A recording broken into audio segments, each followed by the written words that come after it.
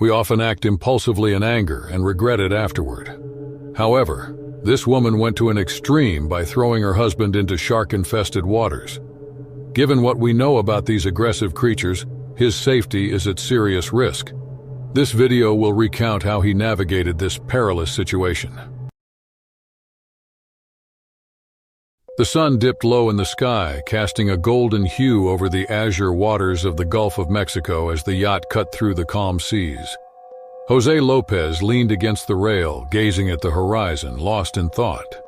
It was meant to be a peaceful getaway for him and his wife, Carmen. But the undercurrents of their relationship were anything but calm. Jose Lopez and Carmen had been married for 5 years, their bond forged in the fire of mutual ambition and tempered by love.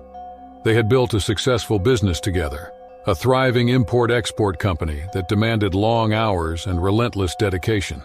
Recently, however, cracks have begun to show. Carmen's suspicions had grown like a dark cloud over their marriage, fueled by late nights at the office and business trips that seemed to stretch on endlessly.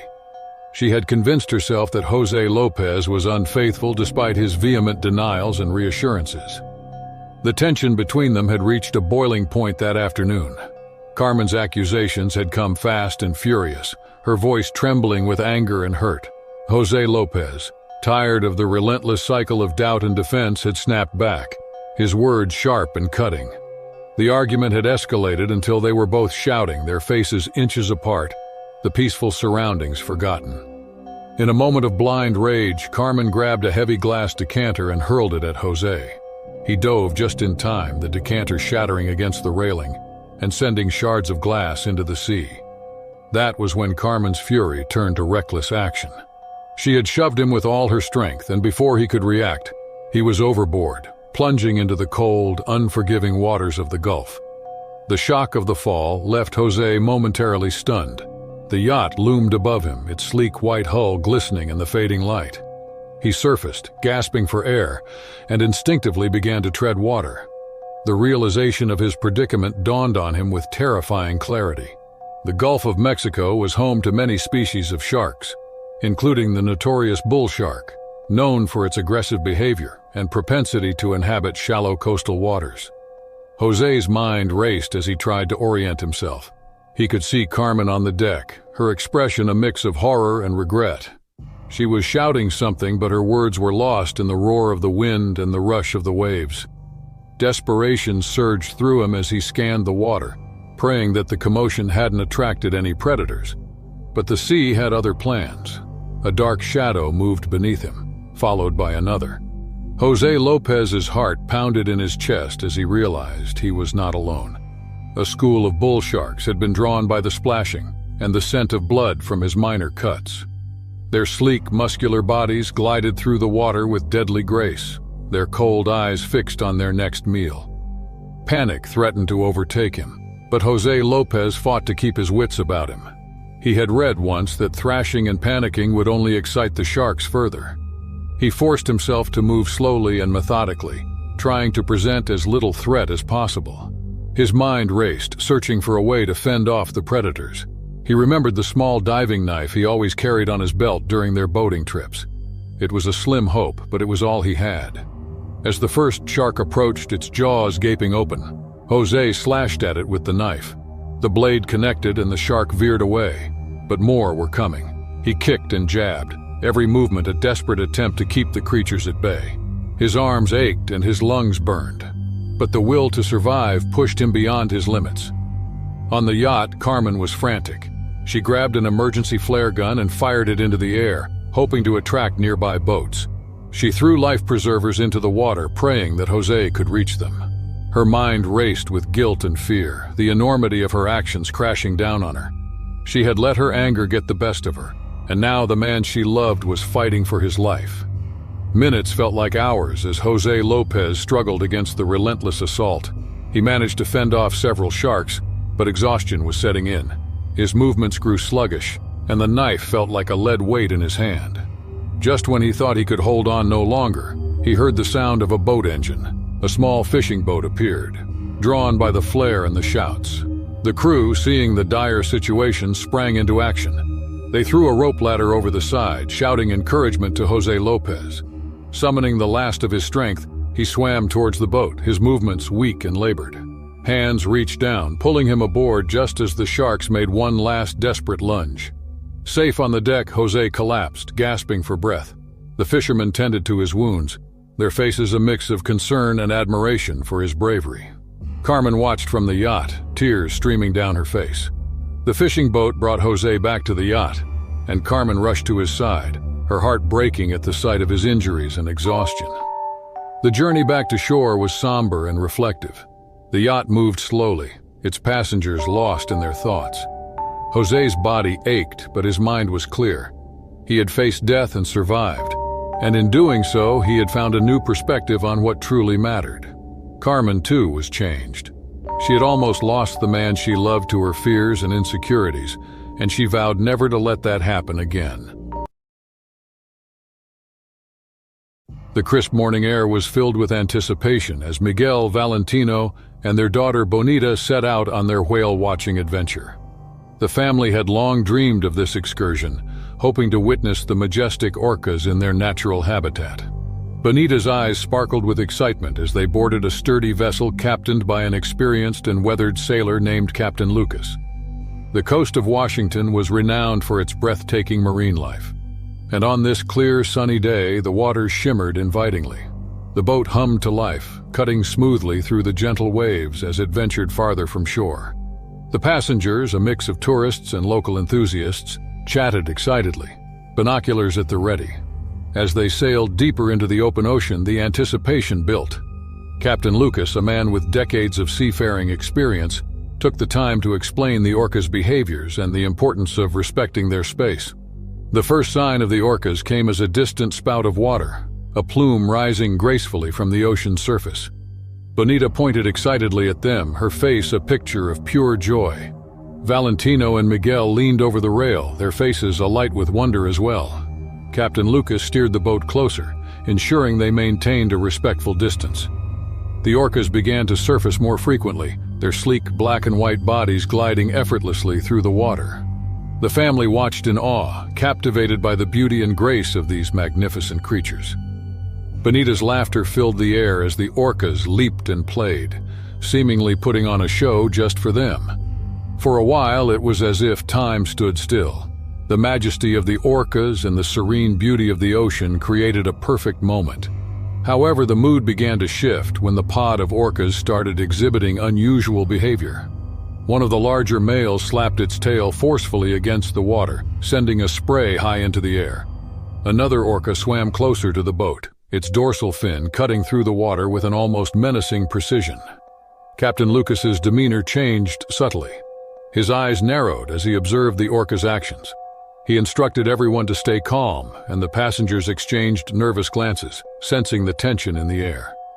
The boat rocked slightly as another orca bumped against its hull, producing a low, resonant thud that reverberated through the vessel. Captain Lucas skillfully maneuvered the boat, trying to create distance between them and the increasingly aggressive orcas. The engines roared to life as he attempted to steer away, but the pod seemed intent on following. The once playful giants of the sea now appeared as formidable predators, their sleek bodies moving with a coordinated precision that was both awe-inspiring and terrifying. Miguel scanned the horizon, his heart pounding in his chest. He could see no immediate escape, only the vast expanse of the ocean surrounding them. Captain Lucas's face was etched with concentration. He adjusted the throttle and the wheel, trying to outmaneuver the pod. The vessel was sturdy, but it was no match for the power and agility of the orcas. A particularly forceful hit caused the boat to lurch violently, sending passengers sprawling. Miguel grabbed hold of Valentino and Bonita, steadying them against the rail. The sky, so bright and clear moments ago, now felt oppressive. The tension was palpable, each passing second stretching into an eternity. Captain Lucas shouted commands to his crew, their movements quick and efficient as they worked to maintain control. Another slam against the hull echoed through the boat, louder this time, accompanied by a creaking sound that sent a shiver down Miguel's spine. Captain Lucas, eyes sharp and focused, made a split-second decision. He turned the boat sharply, a maneuver that caused the orcas to lose their pursuit momentarily. The boat sped forward, the engines straining under the sudden burst of speed. For a brief moment it seemed they might escape, but the respite was short-lived. The orcas regrouped, their powerful bodies cutting through the water with alarming speed. One of them breached the surface, its immense form casting a shadow over the boat before crashing back into the sea, sending a wave of water over the deck. The force of the splash nearly knocked the passengers off their feet. Desperation tinged Captain Lucas's voice as he communicated with his crew. The boat took another hit, and this one caused a loud crack. Lucas's heart sank as he realized the orcas were damaging the boat. He could see the fear in the passengers' eyes, mirroring his own. They had to find a way out, and quickly. The vessel began to slow, the damage taking its toll. Captain Lucas decided to head toward shallower waters, because the orcas were likely not to follow them into areas where their size would be a disadvantage. Miguel clutched Bonita tightly as the boat changed course. The orcas, relentless in their pursuit, continued to batter the vessel. The shallow waters seemed like a distant hope, but it was their best chance. Captain Lucas pushed the engines to their limits, the boat groaning in protest. Minutes felt like hours as they raced toward the shallows. The orcas' aggression did not wane. Each impact against the hull was a reminder of their peril. Miguel whispered soothing words to Bonita, though his fear gnawed at him. Valentino held on to both of them, her grip firm and steady despite the chaos. As the water grew shallower, the orcas' movements became more erratic. The larger males in particular seemed to hesitate, their massive bodies less agile in the constrained space. Captain Lucas navigated expertly, guiding the boat through the shallows with a skill that spoke to his years of experience. Finally, after what felt like an eternity, the orcas began to lose interest. Their movements slowed, and one by one they peeled away, retreating to the deeper waters. The tension on the boat eased slightly, though the relief was tempered by the realization of how close they had come to disaster. As they neared the safety of the coast, the passengers began to speak in hushed tones, sharing their relief and gratitude. Captain Lucas, ever the professional, offered assurances that they would reach land safely. His calm demeanor was a balm to the frayed nerves of those on board. The boat docked, and the family stepped onto solid ground, their legs unsteady. Miguel took a deep breath, the familiar scent of salt water and earth grounding him. Valentino knelt to comfort Bonita, who clung to her mother, her wide eyes still reflecting the fear of their ordeal. The experience had left them shaken, but also with a newfound appreciation for each other and the fragility of life. They had faced the raw power of nature and come through, a testament to their resilience and the skill of those who had guided them. The sun rose over the pristine waters of Hawaii, casting a golden hue across the surface of the ocean. The air was filled with the salty tang of seawater and the distant cries of seabirds. Hernandez, Theo, Axel, and Nuno were preparing for a day that promised adventure and exploration. They were a group of friends bonded by a shared love for the underwater world, each bringing a unique skill set to their diving team. Their destination for the day was a renowned dive site off the coast of Maui, known for its vibrant coral reefs and diverse marine life. The group had been planning this trip for months, carefully selecting the perfect time when the weather and ocean conditions were optimal. They had embarked on their journey early in the morning, their excitement palpable as they loaded their gear onto the boat. As they reached the dive site, they performed their pre-dive checks, ensuring that every piece of equipment was functioning perfectly. With a final nod from Hernandez, they slipped into the water one by one, feeling the cool embrace of the ocean. Descending slowly, they marveled at the beauty surrounding them. Schools of brightly colored fish darted in and out of the coral, and the sunlight filtered through the water, creating a shimmering dance of light and shadow. It was a serene and awe-inspiring scene, one that reminded them of why they loved diving. They moved with practiced ease, their movements slow and deliberate to avoid disturbing the delicate marine environment. They had been underwater for about 20 minutes, exploring the intricate coral formations and taking photographs of the abundant sea life. Theo was particularly thrilled with his new underwater camera, which captured stunning images of the reef, while Hernandez kept a watchful eye on the group, ensuring everyone was safe and within sight. It was then that Hernandez noticed a change in the water's rhythm. The fish that had been so abundant began to scatter, their movements frantic and uncoordinated. He felt a slight unease, a sixth sense honed by years of diving. Turning slowly, he saw it, a large tiger shark, its sleek body gliding effortlessly through the water. It was an impressive and intimidating sight, with the shark's distinctive stripes visible even at a distance. Hernandez signaled to the group, catching their attention. They followed his gaze and saw the shark, now circling them with an air of curiosity. Their training kicked in immediately. They knew the importance of remaining calm and avoiding sudden movements. Panic could trigger the shark's predatory instincts, and the last thing they wanted was to provoke it. The group formed a tight circle, their backs to each other, presenting a unified front. They were aware that tiger sharks were known for their aggressive behavior and unpredictable nature. This particular shark seemed more curious than aggressive, but the situation could change in an instant. Hernandez signaled for everyone to begin a slow, controlled ascent. They had to reach the surface, but they needed to do so without drawing the shark's attention. The ascent was agonizingly slow. Every second stretched into an eternity. They moved with the utmost caution, each diver maintaining eye contact with the shark. The tension was palpable. The only sounds were their measured breaths and the rhythmic bubbling of their regulators. The shark continued to circle, its movements graceful yet menacing. Theo, usually the most exuberant of the group, was uncharacteristically quiet. His eyes were wide with fear. Hernandez led the ascent, his calm leadership a beacon of reassurance for the group. They rose gradually, maintaining their formation and avoiding any sudden movements. The shark seemed to be losing interest. Its circles were widening, but they couldn't afford to relax. They were still a considerable distance from the surface, and any mistake could have dire consequences. The water grew lighter as they neared the surface, the sunlight penetrating deeper. The shark's interest appeared to be waning, its circles becoming less frequent. Hernandez felt a glimmer of hope but remained vigilant. They were almost there, but he knew they couldn't let their guard down until they were safely back on the boat. Finally, they broke through the surface, the sunlight blinding after the dim underwater world. They kept their formation, heads swiveling to ensure the shark wasn't following them. The boat was just a short swim away, but they remained cautious. They signaled to the boat crew, who quickly moved to assist them. One by one, they climbed onto the boat, their relief palpable. They watched the water for any sign of the shark, but it seemed to have lost interest and disappeared into the depths. Once they were all aboard, they took a moment to catch their breath and process what had just happened. The tension slowly eased, replaced by a sense of accomplishment and camaraderie. They had faced a potentially dangerous situation and had managed to stay calm and focused.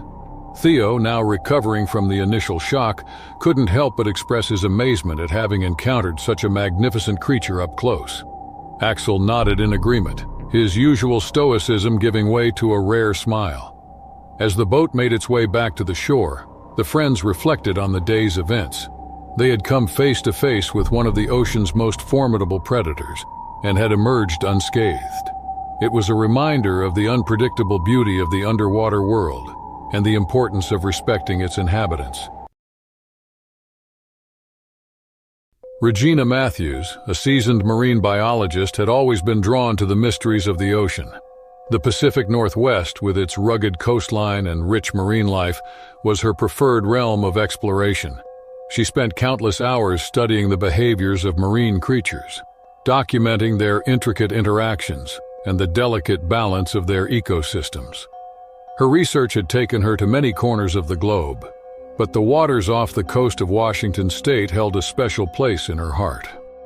On a crisp autumn night, Regina embarked on a nighttime diving expedition with her colleague, Dr. Aaron Blake. The mission was to gather data on the nocturnal activities of various marine species, including the elusive giant Pacific octopus. The conditions were perfect. The sea was calm and the full moon cast a silvery glow over the water, illuminating their path. Equipped with state-of-the-art diving gear and armed with underwater cameras, Regina and Aaron descended into the inky depths. The underwater world was a realm of shadows and fleeting glimpses of life. Bioluminescent organisms glowed like stars in the darkness, and schools of fish darted past, their scales reflecting the moonlight.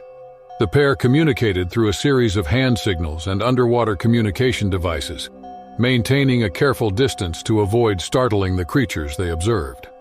Regina's fascination with the giant Pacific octopus stemmed from its intelligence and adaptability. These creatures were known for their remarkable problem-solving abilities and their capacity to camouflage themselves in an instant. Regina had spent years studying their behavior, but there was always more to learn. Tonight, she hoped to capture rare footage of an octopus hunting and feeding at night.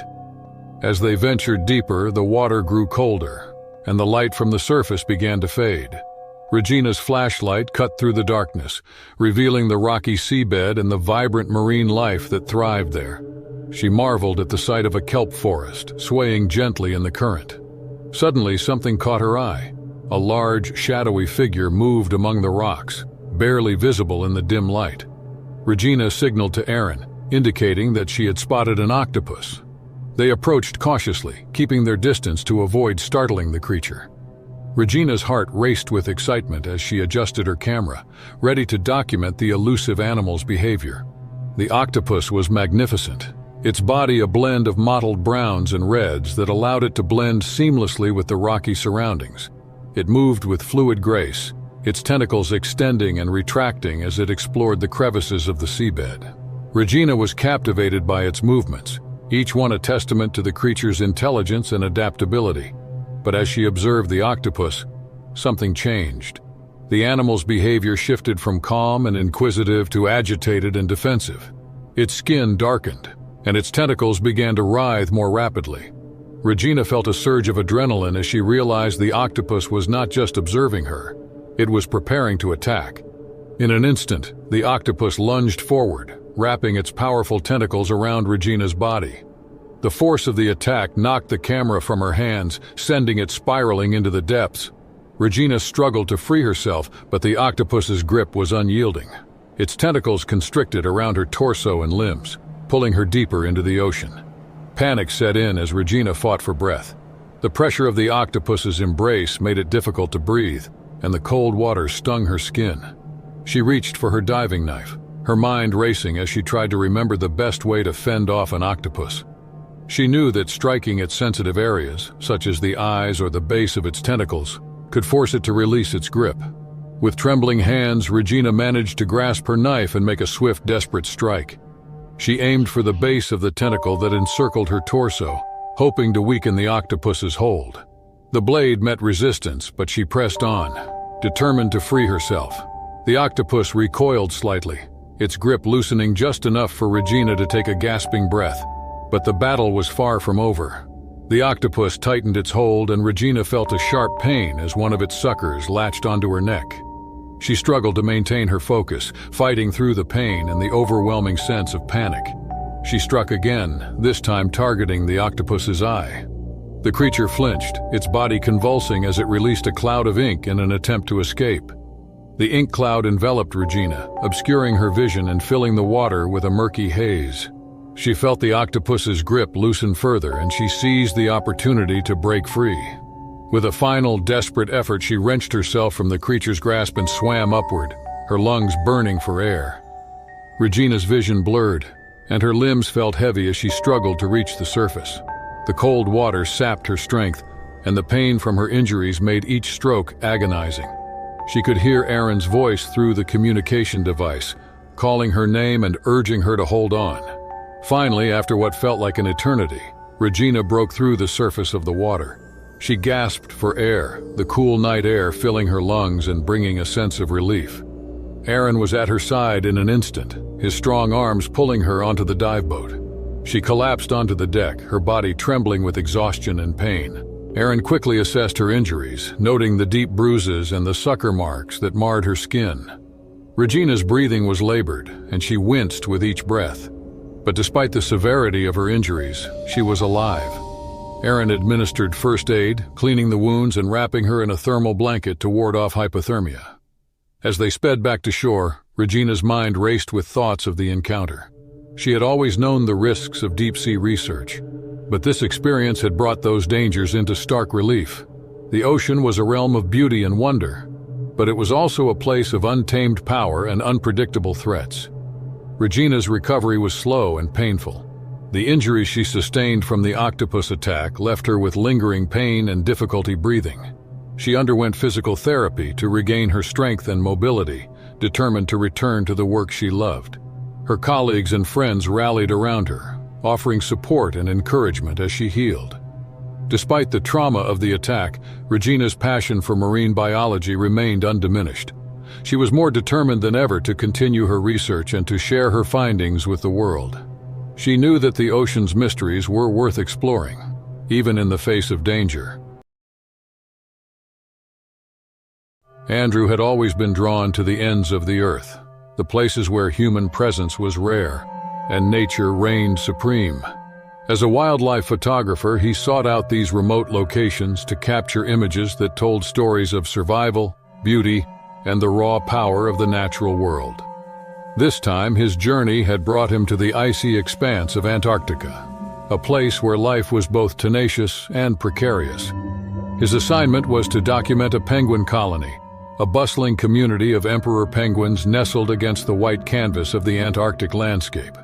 The colony was a hive of activity, with adults waddling to and fro, chicks huddling for warmth, and the ever-present threat of predators lurking nearby. Andrew was fascinated by the penguins' resilience and their ability to thrive in one of the harshest environments on Earth. After weeks of preparation and a grueling voyage through rough seas, Andrew finally arrived at his destination. The research vessel he was traveling on was anchored at a safe distance from the colony. Andrew and his fellow researchers used inflatable boats to navigate the icy waters and reach the penguin rookery.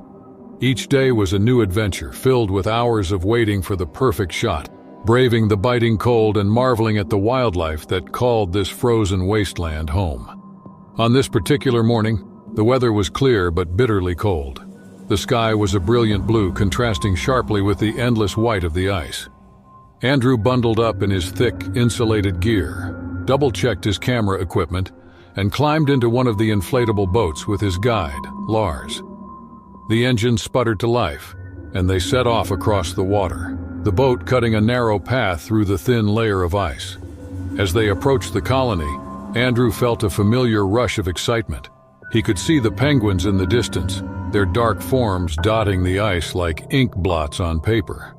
The boat slowed to a crawl as they neared the edge of the ice shelf.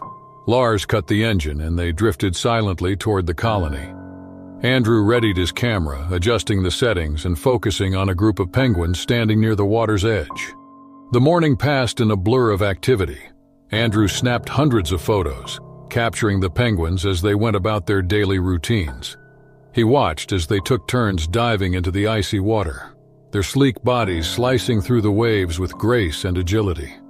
Occasionally, a penguin would emerge with a fish clasped in its beak, a testament to its hunting prowess. Lost in his work, Andrew didn't notice the shadow gliding beneath the surface of the water. It was only when the first penguin disappeared in a flurry of bubbles that he realized something was amiss. He scanned the water, his heart pounding in his chest. Lars, sensing the tension, quickly let him know it was a leopard seal. Andrew's blood ran cold. Leopard seals were apex predators known for their powerful jaws and aggressive behavior. They were the undisputed rulers of these waters, capable of taking down prey much larger than a penguin. Andrew had heard stories of their ferocity, but he had never encountered one up close. The seal surfaced a few meters away, its sleek, spotted body glistening in the sunlight. It was enormous, at least 12 feet long, with a head that looked almost too large for its body. Its dark eyes locked onto Andrew, and he felt a chill that had nothing to do with the temperature. The seal regarded him with an almost predatory curiosity, as if deciding whether he was a threat or a potential meal. For a moment, time seemed to stand still. Then, without warning, the seal lunged. It propelled itself out of the water with astonishing speed, its jaws snapping shut just inches from Andrew's leg. He stumbled backward, barely managing to keep his balance. Lars shouted something, but the words were lost in the roar of the water and the pounding of Andrew's heart. Andrew's first instinct was to retreat to the boat, but the seal was between him and the shore. He knew he had to think fast. He grabbed his camera tripod, wielding it like a makeshift spear. The seal circled him. Its movements were fluid and menacing. Andrew jabbed at it with the tripod, trying to keep it at bay, but the seal was relentless. It charged again, and this time, Andrew wasn't quick enough. The seal's teeth sank into his leg and he cried out in pain. Desperation gave Andrew strength. He swung the tripod with all his might, striking the seal on the snout. The seal released him with a snarl, retreating momentarily. Blood seeped through Andrew's thermal pants, staining the ice beneath him. He knew he didn't have much time. The seal would be back and he couldn't afford another attack. Using the tripod for support, Andrew hobbled toward the boat. Each step was agony, but he forced himself to keep moving. Lars was shouting now, urging him on. Andrew could see the inflatable boat bobbing just a few meters away, a beacon of hope in the treacherous waters. With a final, desperate burst of energy, Andrew lunged for the boat. He threw himself over the side, landing in a heap on the cold rubber floor. Lars was already pulling the engine cord, and the boat roared to life. The seal made one last attempt, surging forward and snapping at the boat's stern, but it was too late. The boat sped away, leaving the enraged predator behind. Andrew lay on the floor, gasping for breath. Pain radiated from his leg, but he knew he was lucky to be alive. Lars glanced back, his face pale, as he voiced the need to get back to the ship and treat Andrew. The journey back to the vessel was a blur of pain and cold. Andrew's leg throbbed with each jolt of the boat, and he felt the world around him start to fade. He clung to consciousness, focusing on the rhythmic thrum of the engine and the distant outline of the ship. By the time they reached the vessel, he was barely aware of his surroundings. Strong hands lifted him from the boat, and he felt himself being carried across the deck. The crew moved with practiced efficiency, their faces etched with concern. Andrew was rushed to the ship's infirmary, where a medic immediately set to work on his leg. The wound was deep, but fortunately, it had missed any major arteries or tendons. It would be a long recovery, but he would survive. As he lay on the infirmary bed, drifting in and out of consciousness, Andrew reflected on the events of the day. He had come to Antarctica to capture the beauty of the natural world, but instead, he had come face to face with its brutal reality. The encounter with the leopard seal had been a stark reminder of the dangers that lurked in these remote corners of the earth. Mario had always been fascinated by the ocean. Born and raised on the coast of Puerto Rico, he spent his childhood exploring the vibrant coral reefs and mysterious underwater caves of the Caribbean. His father had taught him to respect the sea and all its inhabitants, a lesson Mario carried with him every time he ventured into the water. By the time he was 25, Mario had become an accomplished spearfisher, known for his skill and bravery. On a sun-drenched afternoon in mid-July, Mario prepared for another spearfishing expedition. The conditions were perfect: clear skies, calm waters, and visibility that promised an excellent hunt. He gathered his gear, including his trusty spear gun, a well-worn wetsuit, and a small buoy to carry his catch. The boat's engine roared to life as he set out towards one of his favorite spots, a secluded reef teeming with marine life. Reaching his destination, Mario anchored his boat and slipped into the water. The cool embrace of the sea enveloped him as he adjusted his mask and snorkeled, taking a deep breath before diving beneath the surface. The world transformed into a mesmerizing landscape of vibrant corals, swaying sea fans, and schools of shimmering fish. Mario's eyes scanned the reef, searching for signs of his quarry. It didn't take long for him to spot a sizable grouper lurking near a crevice in the coral. With practiced precision, Mario aimed his spear gun and fired, striking the fish cleanly. He swam over to retrieve his catch, the grouper's scales glinting in the sunlight as he secured it to his buoy. Satisfied with his first haul, Mario continued his hunt, moving gracefully through the water. As the afternoon wore on, Mario's buoy grew heavier with each successful strike. He had caught several impressive fish, their scales flashing like underwater jewels. Immersed in the rhythm of the hunt, Mario felt a deep connection to the ocean, a symbiotic dance between predator and prey. Yet amidst the tranquility, he remained vigilant, ever aware of the potential dangers lurking in the depths. It was during one of his dives that Mario first noticed a shadow in his peripheral vision. At first, he dismissed it as a trick of the light or a passing fish. However, as he resurfaced to catch his breath, he caught a glimpse of something large and silvery moving with unsettling speed. His heart rate quickened as he realized what he was seeing. A massive barracuda drawn by the glint of his spear, and the struggling fish. Mario's mind raced as he assessed the situation. Barracudas were notorious for their aggressive behavior, especially when provoked or hungry. The shiny spear and the thrashing fish had undoubtedly piqued the predator's interest. Mario knew he needed to act quickly and decisively to avoid a potentially deadly encounter. Instinctively, Mario dropped his buoy, allowing the fish to sink slowly toward the reef. He hoped that the barracuda would be more interested in the easy meal than in him.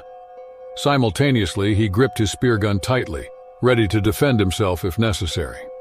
The barracuda's sleek, muscular body cut through the water with alarming speed, its sharp teeth glinting menacingly in the dappled sunlight. Mario remained as still as possible, his eyes locked on the predator. He knew that sudden movements could trigger an attack, so he focused on maintaining a calm, controlled demeanor. The barracuda circled him, its eyes fixed on the shiny spear gun and the fish tethered to the buoy. Mario's mind raced through possible escape routes, weighing his options carefully. With a calculated motion, Mario began to swim backward, keeping his spear gun between himself and the barracuda. He knew that maintaining eye contact was crucial. Turning his back could invite an attack. As he moved, he adjusted his body position to swim on his back, allowing him to keep a close watch on the predator while making his way toward the boat. The barracuda, sensing its potential prey was retreating, lunged forward, aiming for the glinting spear. Mario reacted swiftly, using the spear gun as a defensive tool to create a barrier between himself and the predator. The barracuda's razor-sharp teeth snapped inches from his hand, a reminder of the dire consequences of a miscalculation. Mario's heart pounded in his chest, but he forced himself to remain composed. With each backward stroke, Mario closed the distance between himself and the boat. The barracuda, relentless in its pursuit, continued to dart toward him, drawn by the glimmering spear.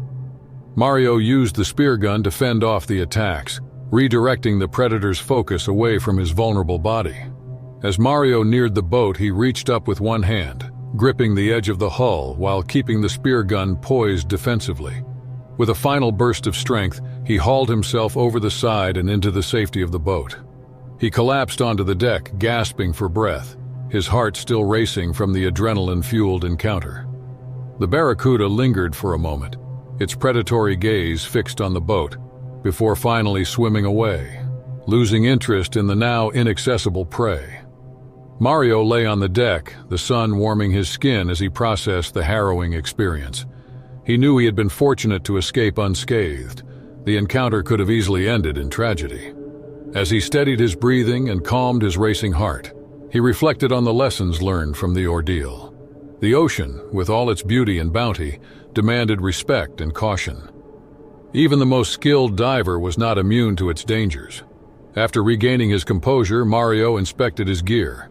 The spear gun had served him well, with its sturdy construction and reliable mechanism providing a crucial line of defense. He made a mental note to always carry it, even on the most seemingly routine dives. He also resolved to be more mindful of his catch, ensuring that any fish were secured in a way that minimized their visibility to potential predators. Upon reaching the dock, Mario secured the boat and unloaded his gear, his muscles aching from the exertion. He greeted familiar faces with a nod and a smile, their curiosity piqued by the day's events. Mario shared the tale of his encounter with the barracuda, emphasizing the importance of respect and caution in the unpredictable realm of the sea.